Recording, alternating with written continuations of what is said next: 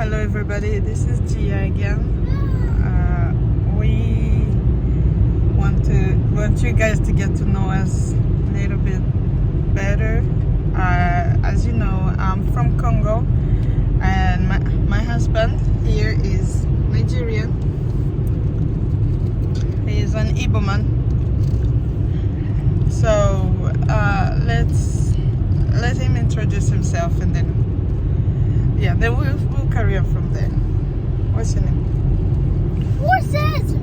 Mr. Chinedu Belakemba. Mommy! Yes, Nicholas. I saw horses had clothes on them. Yeah. And one foot didn't have clothes on them. So guys, let's start with how Marito culture looks like. First of all, like if you want to marry in Congo, in my tribe, I'm from the Bubembe tribe.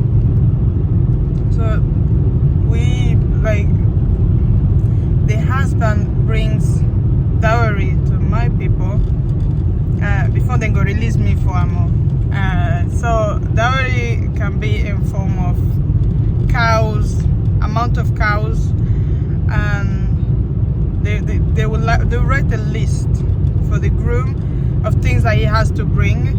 And when my husband married me, when he came to meet my people, he got a list of a lot of things that they requested from him that they don't really have in Nigeria, let's say like in Igbo culture. And as I mentioned earlier, they bring cows, and now that we live in Europe, they wouldn't bring cows, so they use the value of the cows they exchange it into money. So there's a lot of things that they consider as a female. First of all, like what's your worth? Like for me, that's the wrong word to use, because you cannot really put a price on a person. And as you guys can see, I be fine babe. So this guy really spent a lot. The list was long. So also they consider, like, have you been married before? Do you have kids before marriage? Are you educated? You know, those things really matter when they give you that bill, let's say that list. So I have a university education, and I'm independent, you know, like I was well-to-do then when he came to marry me. So his bill was a bit heavier, if you say so. And most of our Nigerian friends, when they found out things that they requested from him, they were really shocked. So I would just like him to explain things that they usually ask for in Igbo culture, in terms of like going to marry a girl from Igbo land. Like, what do they ask for?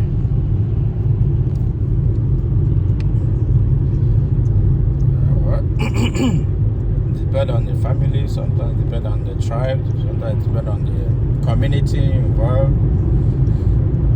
For my community, which is in Obo, Imo State, Nigeria. Yes, where you are paying attention on, you can collect the list. Because in our community, we believe that it's the clan that owns the child, not the immediate family. So they will meet the Omona. Omona will now give you a list. Sorry, who are the Omona? Is the elders of the village, right? Elders of the clan. Yeah. So they will give you a list. In their list, or things to buy and things to bring. And they will not fix the day of the celebration, which is the same day. It's the same day you hand over the things that's on the list. Do you guys have like a bag of yams, salt, clothes for the mother and the father? As I said, it depends on the clan and the Omona you know in question. Some will demand. So it varies. It's not something that is constant to everyone.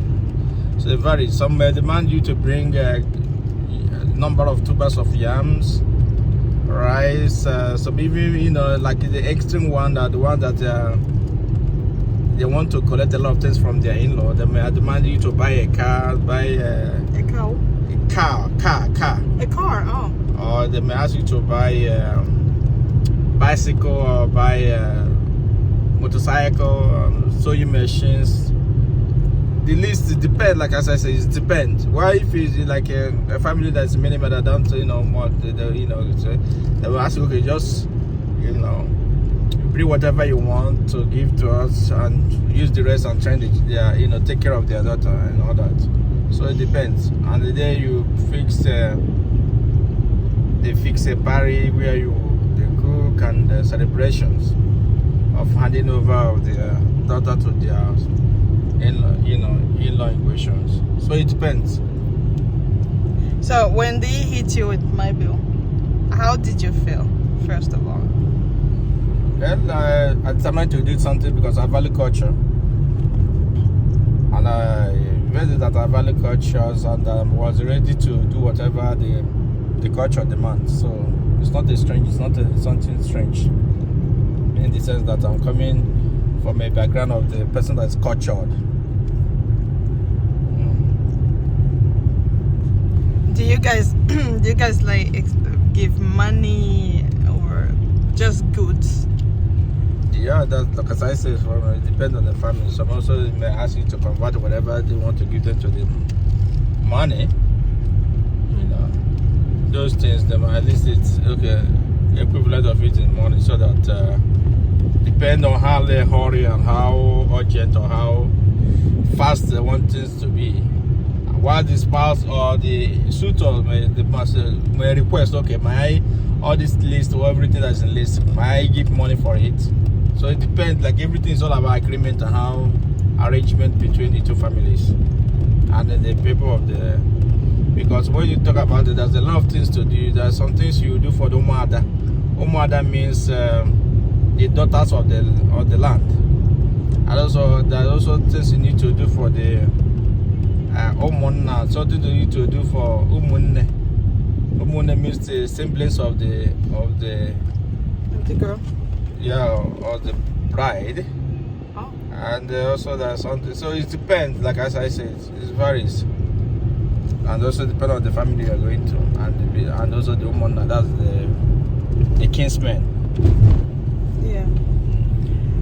Something that we don't have in our culture, like during the ceremony day, we don't spray people money. I find that very